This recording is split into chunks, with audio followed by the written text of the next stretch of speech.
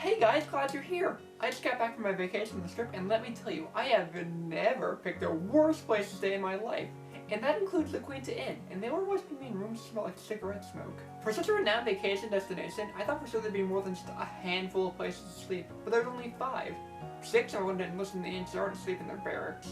There's Gomorrah, which I think gave me an STD just by looking at it. The Ultralux, which felt kinda too fancy and also like they were eyeing me hungrily. The Tops, which was way out of my price range, and Lucky 38, which is close to the public. I was sparing. There was one hotel left, but I was adamant to not go there. I was on vacation! But it was either that or the street. After Vault 21 opened, it got turned into a hotel, and it was in my price range. So, I went into the vault.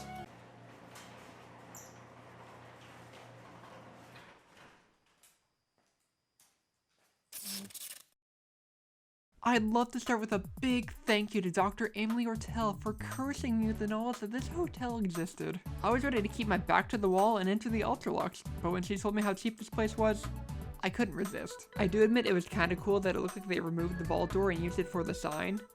Regardless, I walked in dreading it until I met her, Sarah Weintraub, or Weintraub, or something.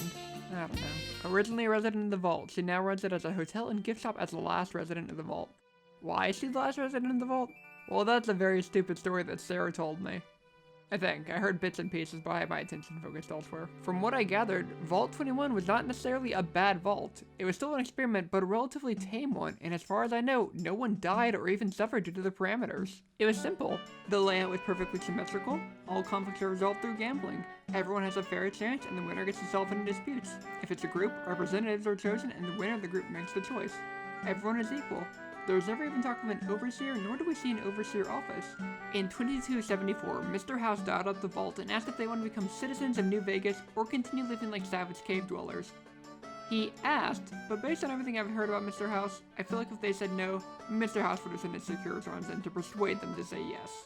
Most of the vault said, no, we like living in the clean, comfortable confinement of the vault. We do not want to join your New Vegas that smells like cigarette smoke and cheap booze. But a small group said yes. So after multiple games with different residents from both factions, the people who wanted to join won in a risky move. Now, I understand wanting to open the vault to the outside world, but it seems to me like if you do that, you should still have the vault to fall back on if things are tough. Nope. Immediately after they opened the doors, Mr. House poured cement into the whole lower levels. Why?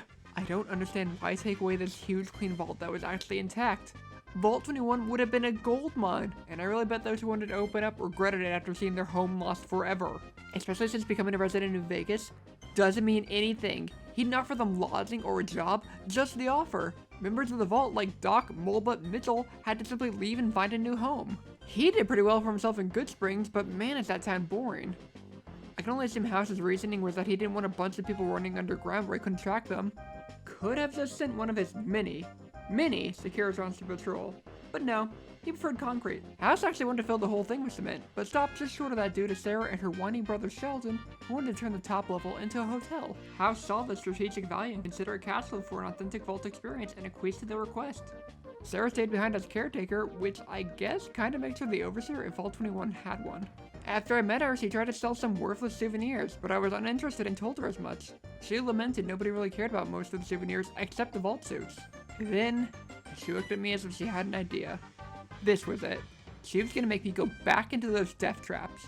But apparently, I'm slightly prophetic. I had a feeling this was gonna happen, which is why I'd been carrying 30 vault suits I'd obtained from my previous journeys on my person at all times, just in case this very specific circumstance happened. I was loath to part with them, but if I'd learned anything from all 2 of the dating sims I played, people love when you give them stuff. And Sarah was no exception. Blinded by my generosity, she gave me a room and invited herself into it, abandoning her shift and duties as a sole employee. Which was fine, but she took my bed! I don't know where I was supposed to sleep after that, so I just stood there and watched her for 8 hours. My feet were so tired. I did get bored at one point and looked at my terminal to see if it had solitaire, but it just had info on the vault. Like the menu. Yes, sugar bombs in the morning! A gift catalog with a lot of things I don't remember her offering to sell me.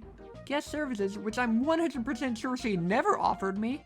Laundry facilities! I haven't washed my clothes in months. And a rehash of the history of the vault she already told me. After she woke up and returned to her post, I asked her what she was going to do once she ran out of vault suits. That idiot didn't consider that was a possibility, so after exhaustively running my hands down my face, I told her I would try and find something. I was brainstorming on my way to my vault-provided breakfast when I ran into this guy sitting at a table in the diner, looking like he remembered losing his name tag. I thought he was a monster at first because his forehead looked like a six head thanks to his dumb hat. I just wanted some cereal, but he immediately introduced himself as a man with a bounty on his head, which doesn't seem like the greatest survival tactic. His name is Carlitos Wayne, a former member of the Omerta's family, who run the Gamora Hotel and Casino. He was real smart and brought his girlfriend, Joanna, to be a hooker there, and one of the other members of the family, Cachino, took a real shine to her. Cachino framed Carlitos for stealing money to get him out of the way so he could have Joanna all to himself.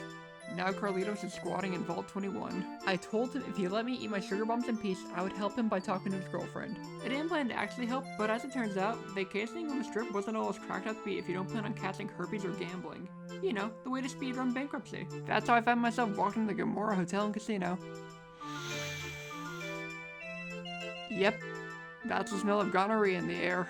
I did meet Joanna, and she was nice, but after being a little messenger boy for the two lovesick idiots way more than I care to admit, Carlitos had me go get some muscle. Big Beard and Little Beard owe him a favor, so they were hired to help disguise Joanna and her prostitute friends escape by being meat shields. A favor well spent, because right when I'm about to wish the lovebirds good luck on their new lives in the hopes I'd never see them again, a bunch of soon-to-be corpses come waltzing out of the corner. I have a feeling I could have resolved this peacefully, but working with Carlitos made me a bit violent, and since I couldn't hit him, well, it was nice of these guys to offer to be stress relief. Joanna tipped me off about some power struggle in Gamora, but I did not care, so I ignored it and went back to Vault 21 to sleep. On my way back to my room, I ran into something that normally probably only awful people who side with scum like, say, Caesar's Legion would run into. More stress toys harassing a woman. I again thought about ending this peacefully, but realized if Sarah had enough time to sleep in my bed for 8 hours, she has enough time to mop the blood and viscera from the floor.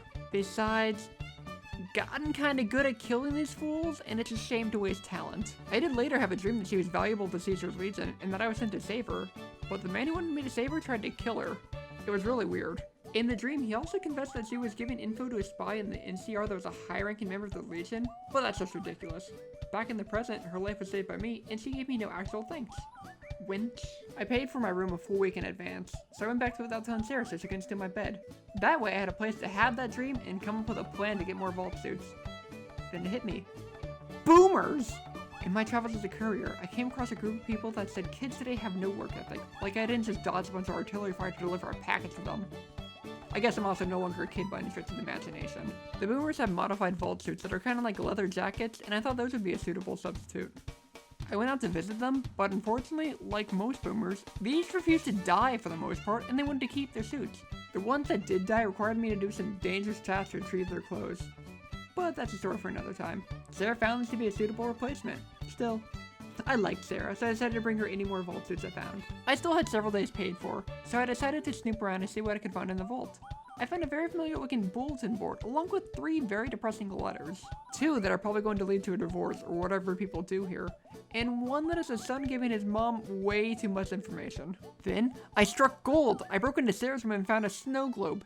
These things rule! She also had a photo that reminded me of Liam Neeson for some reason. I probably should have left. I definitely should have left. I shouldn't have even been in there in the first place. But I saw her terminal just sitting there, and I needed to know what it said. And I was underwhelmed. I was hoping to read something about myself, the hunky courier who was bringing her a lot of vault suits. But the only thing that stood out was her emails from her brother, who writes like how I imagine rain clouds taste. I guess I could go visit him for something else to do. He was right next door in what I assumed was an abandoned scrap factory. It also makes me really concerned that he talked about visiting her like she's not a 2-minute walk away. I wavered because his writing was weird.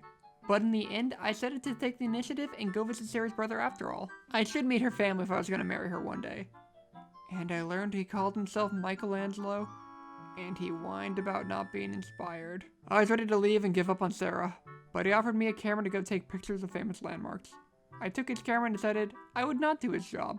This nerd has never done anything for me, but I did snoop on his PC. He only emailed his sister. Loser. With a free camera added to my inventory, I decided to hang out on the tops. I heard they had some new talent acts that I really wanted to see. But on my way there, I heard something that caught my ear. Apparently, some bigwig of the tops have been trying to tunnel under the strip. I tried to ignore it, but an underground tunnel sounds a lot like a vault. And that's how I found myself breaking into a room in the tops. It was surprisingly easy. Picked the lock, walked past some stupid looking Securitron, and rode an elevator down to what I assumed was a sub-basement of the tops. Someone had been busy and actually managed to get into the bottom of Vault 21. It wasn't completely filled with cement, which in hindsight, filling the whole vault full of cement would have been a huge waste of cement, so it makes sense the bottom room would have survived. Unfortunately, there's really nothing of interest down here, just a long tunnel with a bunch of inaccessible doors, some of which I assume led to smaller rooms with more inaccessible doors. I left shortly after. Turns out that was another wasted day, and since I had to cut contact with Sarah and her weird brother, it was time to leave the strip. I took one last look at the Vault 21 sign and left, heading back into the Mojave, my thoughts on Vault 21 swirling in my head. I'm shocked that I found a vault that wasn't incredibly horrendous only 4 vaults in. I thought it'd be 20 or something before I found something that was even halfway decent. But this one was fine. One of the very rare vaults that both succeeded in an experiment and saved some humanity. This was incredibly lucky, which is apt considering the vault. Because despite what the public was told, the vaults were never meant to save anyone.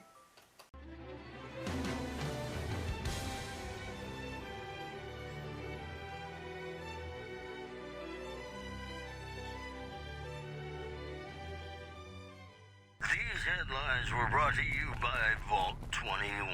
Vault 21